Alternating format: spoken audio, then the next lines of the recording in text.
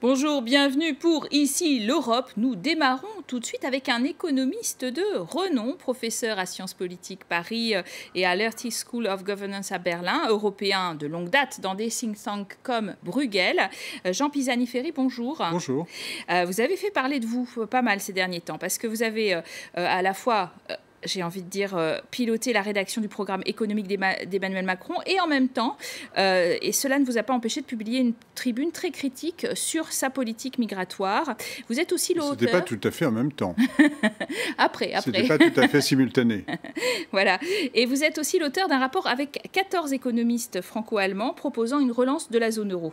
Alors, j'ai envie qu'on commence à Davos, puisque ça nous a beaucoup occupé cette semaine, bien sûr, avec la venue du président américain Donald Trump, qui avait véritablement un message à délivrer aux Européens. On l'écoute.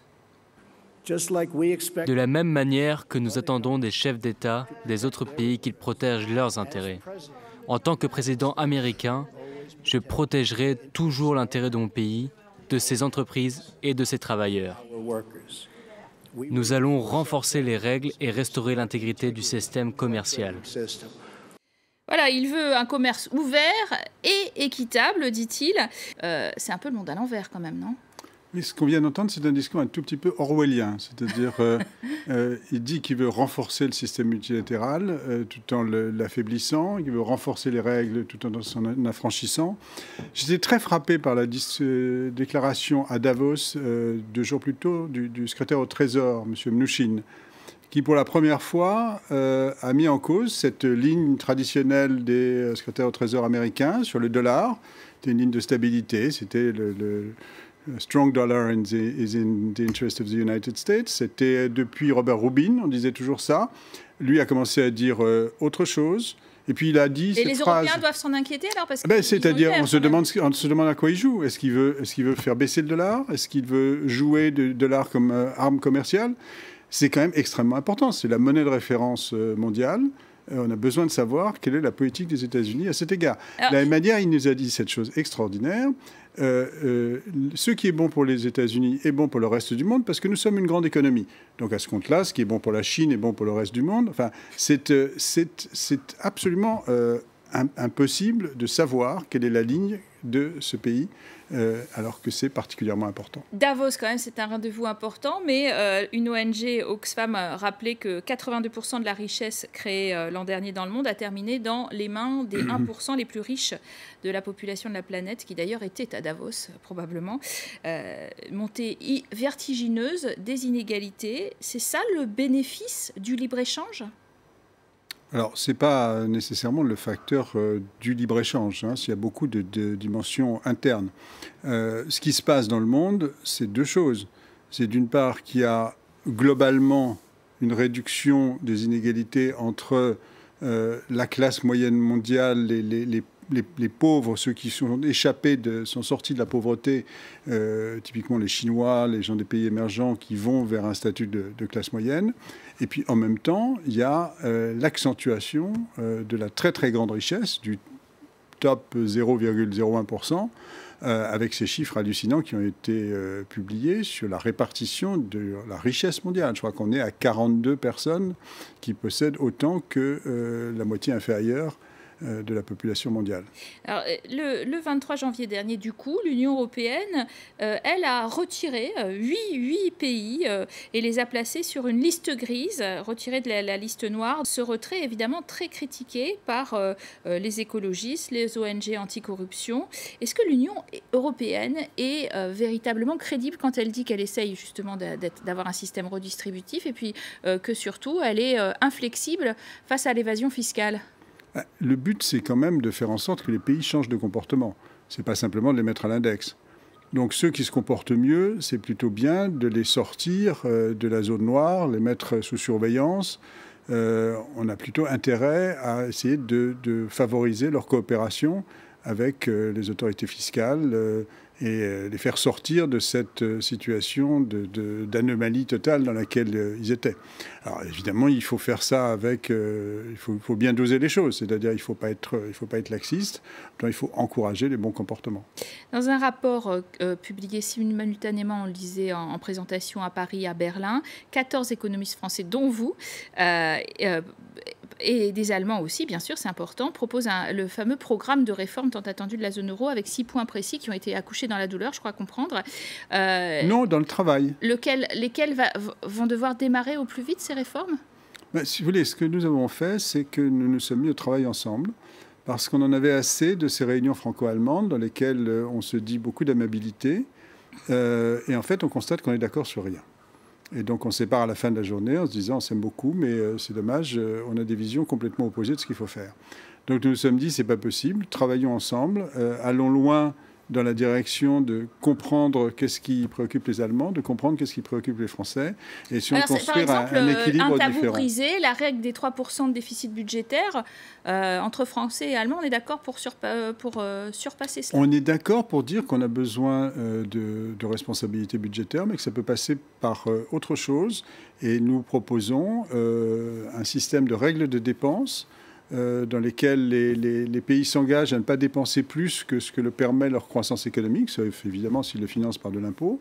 Mais s'ils vont au-delà, plutôt qu'un système de sanctions, de dire c'est un système dans lequel ils doivent émettre des obligations qui sont des obligations juniors, qui sont des obligations qui sont traitées comme plus risquées par le marché, puisqu'ils prennent à Paris. Et donc à taux plus élevé. À taux plus élevé. Alors, proposition a été faite évidemment par Emmanuel Macron, d'ailleurs un peu sous votre influence, d'un ministre de la zone euro et d'un budget propre de cette zone euro, et qu'il espère vendre à l'Allemagne. Simplement, évidemment, vendredi dernier, on redémarrait les négociations formelles dans le détail avec les sociodémocrates et bien sûr la chancelière pour trouver finalement le texte exact de cette grande coalition. Est-ce que la chancelière sera jamais en mesure de répondre sur ces questions de réforme majeure de la zone euro ?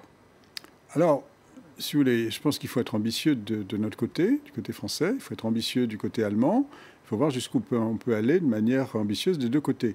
Il faut surtout éviter les compromis de façade. Donc chacun doit aller au bout de ses idées et les mettre sur la table. Et ensuite, il faut construire sur cette base. Donc je ne sais pas ce qui sortira des discussions. Elle est encore coincée entre CSU et SPD. Bien sûr, CSU et SPD n'ont pas les mêmes idées. N'ont pas la même vision de la zone euro. Sur les questions des transferts, ils n'ont pas du tout la même idée. Et les Allemands, de manière générale, sur la question du budget de la zone euro, sont très prudents. Donc parce ils vont être aux abonnés absents. Non, parce qu'il faut bien comprendre pourquoi. Parce que pour un Allemand, lorsque vous parlez d'un budget, il vous dit tout de suite c'est nous qui décide. Non, il vous dit oui, éventuellement il vous dit c'est nous qui payons. Mais si vous rentrez dans la discussion, il vous dit qui décide, qui vote, qui contrôle, quelles sont les limites à l'endettement. Il pose toute une série de questions très précises sur l'environnement institutionnel d'un budget, la manière dont on inscrit un budget dans un processus démocratique.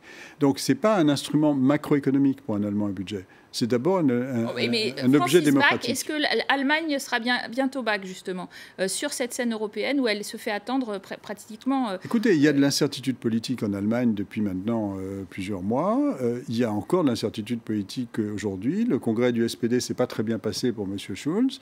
Donc on continue des discussions. Nous espérons qu'ils vont aboutir. Mais admettons qu'il y a de l'incertitude de l'autre côté du Rhin maintenant. Alors, on parlait de la France. Le nombre de demandeurs d'emploi sans aucune activité a enregistré un léger repli au mois de décembre en France métropolitaine. Ces chiffres sont bien sûr à nuancer, comme nous le montre tout de suite ce reportage. L'année 2017 se termine avec une légère baisse du chômage. En décembre, il y a 2700 chômeurs de moins. Cela représente une diminution de 0,1%. Au total, sur l'année, le taux de chômage se rétracte de 0,5%. 15 700 personnes ont quitté les rangs du chômage en 2017. En tout, il y a aujourd'hui 3 451 400 demandeurs d'emploi sans aucune activité. L'année dernière, certaines catégories ont plus facilement retrouvé le chemin de l'emploi. C'est le cas des jeunes, dont le chômage recule de 3,5%. En revanche, celui des seniors grimpe d'1,6%. Autre point noir, les chômeurs de longue durée, leur nombre explose, plus 5,1%. Une catégorie qui n'arrive toujours pas à retrouver du travail. On nous explique que ça va mieux. Est-ce que ça va vraiment mieux sur ce front du chômage? Sur le plan du chômage, comme on vient de le voir, et ce n'est pas des chiffres mensuels, mais sur un an, l'amélioration est faible. Qu'est-ce qui se passe? Il y a des emplois qui se créent, il n'y a aucun doute. L'amélioration est très nette sur le front de l'emploi. Et du coup, ce qui se passe, c'est qu'il y a des gens qui reviennent vers le marché du travail, qui recommencent à chercher un emploi, alors qu'ils avaient arrêté, qu'ils avaient été découragés. Ce qui fait que le chômage baisse sensiblement moins qu'on ne pouvait l'attendre en voyant les chiffres de l'emploi. Ça, c'est la première chose. Donc, parce que la croissance européenne, on sait bien qu'elle est repartie. La croissance, est-ce que la France est véritablement une locomotive de cette croissance? On est à peu près, affirme à longueur on est à peu près à 2% de croissance. De journée que ça va mieux, est-ce que c'est... Oui, mais bien sûr. Mais si ça va mieux, du coup, les gens reprennent espoir de trouver un emploi alors qu'ils l'avaient perdu. Et du coup, effectivement, ça fait de l'afflux sur le marché du travail. On connaît ce genre de phénomène. Ce n'est pas la première fois que ça se passe. Alors ça, c'est la première chose. La deuxième chose, c'est que sur les chômeurs de longue durée, c'est un chiffre inquiétant qui a été donné, parce que ça montre qu'il y a des gens qui sont loin du marché du travail, qui sont loin et qu'il y en a de plus en plus. Et qu'il y en a de plus en plus. Et ceux-là, ils sont pas beaucoup de qualifications, ils ont des compétences qui se sont dégradées. Il faut les aider, il faut les former. Donc c'est très important de mettre en œuvre le plan pour les compétences qui a été annoncé, qui a été financé. Il faut les rattraper. Alors, la publication mi-décembre de la circulaire sur le recensement des migrants dans des centres d'hébergement ne vous a pas laissé indifférent. On le rappelait au début, Jean Pisani-Ferry, alors qu'on vous comptait parmi les amis proches du président. Vous avez publié une lettre ouverte dénonçant une politique en rupture avec l'humanisme. L'administration n'a de cesse, je cite, de faire baisser la demande des demandeurs d'asile en cherchant à dissuader les candidats de venir sur notre sol, voire en les éloignant avant même qu'ils aient pu tenter de faire valoir leurs droits. Le programme d'Emmanuel Macron, c'était un programme dans lequel il souhaitait à la fois qu'on exerce le droit d'asile, qu'on donne les possibilités à tous ceux qui ont le droit d'exercer leur droit d'asile, et il y en a beaucoup aujourd'hui. Et c'est pas ce qui se passe. Et en même temps que ceux qui ne sont pas qualifiés pour être acceptés, parce qu'ils sont des migrants économiques, rapidement on statue sur leur cas. Donc on statue rapidement dans les deux cas. C'est une politique d'équilibre, c'est une politique d'un équilibre qui est très difficile à tenir dans la pratique. Et ce que nous avons voulu dire avec ces autres signataires, c'est qu'il nous semblait que la manière dont était aujourd'hui géré cet équilibre n'était pas tout à fait satisfaisante. Ça a beaucoup d'ailleurs contrarié Emmanuel Macron, qui vous a répondu, qui a parlé de déclarations à l'emporte-pièce depuis Paris en regardant des photographies. Les intellectuels parisiens n'ont pas leur mot à dire dans les questions migratoires? Écoutez, Laurent Berger, le secrétaire général de la CFDT, était co-signataire. Je ne pense pas qu'on puisse le qualifier d'intellectuel parisien. D'accord. Incohérence du système de Dublin, le fameux système que vous dénoncez, qui impose, soyons clairs, que le traitement de la demande d'asile, ça fait dans le premier pays d'arrivée, et c'est souvent évidemment l'Italie, la Grèce, etc. Oui, ce système ne correspond plus à la réalité. D'accord, dit le président, mais alors il ne faut pas déresponsabiliser ces pays d'arrivée et qu'ils laissent passer à tout va. On est d'accord, bien sûr, bien sûr. Donc c'est un risque. Il faut pas que les pays disent simplement vous passez et puis vous allez chercher ailleurs. Et il faut en finir avec Dublin quand même. Non, mais c'est un problème commun maintenant. C'est un problème commun pour les pays européens. Le problème, c'est qu'un certain nombre de pays européens ne l'acceptent pas, notamment les pays d'Europe centrale, et que d'autres s'accommodent de cette situation de manière un peu hypocrite. La réalité, c'est que c'est un problème commun auquel il faut qu'on fasse face. Et donc la bonne solution, ce que nous avons dit, ce qui correspond d'ailleurs à des propositions du président, c'est de créer un office des réfugiés européen et qu'on puisse statuer sur les demandeurs d'asile. Et pas à l'extérieur de nos frontières, alors. On va pas aller les installer en Libye, mais éventuellement, mais quel que soit leur point d'entrée, c'est-à-dire des gens qui viennent en Europe, ils viennent chercher asile en Europe. La question, c'est pas par où ils sont entrés, c'est où est-ce qu'ils cherchent asile. Alors, il y a évidemment, vous l'avez mentionné, hein, les adversaires des quotas, à l'est de l'Europe en particulier, qui estiment que finalement, ils ne devraient pas être forcés de prendre un certain nombre de demandeurs d'asile, mais qui pourraient compenser financièrement sur la base du volontariat. Est-ce que l'idée de l'Union européenne, c'est plutôt de leur imposer un certain nombre de sanctions financières, justement, pour la politique qu'ils ne respectent pas? Alors, pour l'instant, il y a un certain nombre de pays qui contestent le principe de l'asile, qui contestent le principe de l'accueil de personnes en difficulté, qui ont certains une conception ethnocentriste, religieuse de l'exercice du droit d'asile. Ce sont des valeurs dans lesquelles on a du mal à se retrouver, même si on peut comprendre que l'histoire n'est pas la même. Donc on leur supprime les fonds structurels, par exemple, on les limite? Écoutez, il faut d'abord qu'on se fixe des objectifs communs, que l'on définisse comment... On n'y arrive pas depuis 3 ans, soyons clairs. Non, on n'y arrive pas, mais enfin ça demande que les pays qui sont pour le faire avancent. Et puis on verra à ce moment-là comment faire avec les autres. Ne commençons pas par parler de sanctions alors même qu'on ne sait pas de quoi il s'agit. Hein. On n'a pas encore fixé ce que c'est que cet Office européen des réfugiés. 2018, c'est l'avant 2019, pour conclure, qui sera une année d'élections européennes. Est-ce que l'Europe progresse dans le bon sens?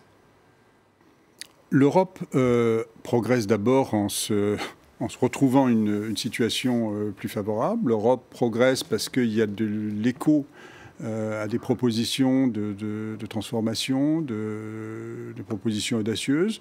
Ce qui est frappant, c'est qu'aujourd'hui, il y a un nouvel intérêt pour aller de l'avant. Ensuite, on a besoin de commencer cette discussion avec nos partenaires allemands, de poursuivre avec les Italiens, les Espagnols, avec les Italiens, les Espagnols et les autres. Donc, on a besoin de nouer cette discussion qui, faute de partenaires, a eu du mal à se nouer jusqu'à présent. Merci Jean Pisani-Ferry d'avoir été notre invité. Vous restez en notre compagnie pour la seconde partie.